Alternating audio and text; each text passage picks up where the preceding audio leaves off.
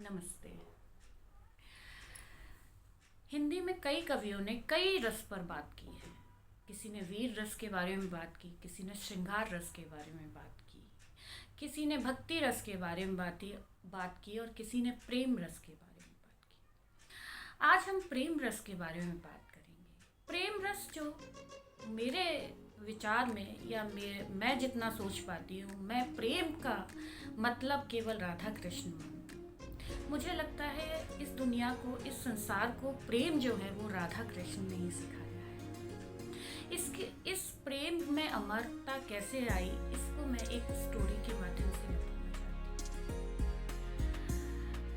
एक बार क्या होता है कि रुक्मणी जी जो कि उनकी पटरानी होती हैं, वैसे तो कृष्ण की 16,000 रानियां थी, पर उनकी पटरानी जो थी वो रुक्मणी थी, जिन्हें वो हरण करके शादी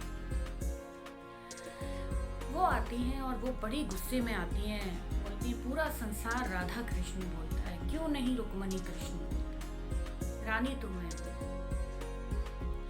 कृष्ण जैसे ही महल में प्रवेश करते हैं और उन्होंने रुक्मणी का चेहरा देखा और देखकर बड़े ही नाखुश हुए और नाखुश होके बोलते हैं, आज क्या बात हो गई रानी, तुम इतनी उदास क्यों हो? तो वो अपने मन की व्यथा कृष्ण को बोलती हैं कि सारा संसार राधा कृष्ण बोलता है, क्यों नहीं रुक्मणी कृष्ण बोलता है।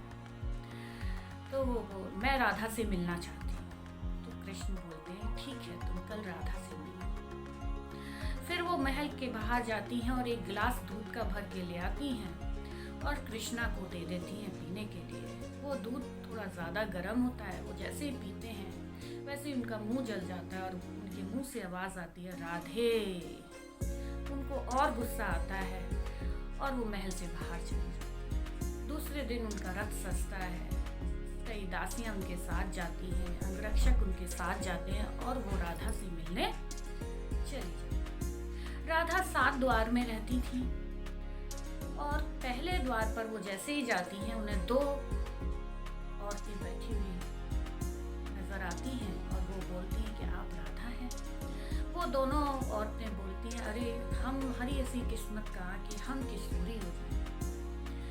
वो सोचते सोचते 7 द्वार पार करती है कि जिसकी दासी इतनी सुंदर है वो औरत कितनी सुंदर है। देखती है 7 द्वार पार करके तो वहाँ पर पीठ उनकी तरफ करके, पीठ दरवाजे की तरफ करके राधा बैठी हुई होती है। वो देखकर उनकी सुंदरता पे मोहित हो जाती हैं। यूं तो उनकी सुंदरता का वर्णन कई कवियों ने किया, बट उनकी सुंदरता को शब्दों में बांधना बड़ा मुश्किल है।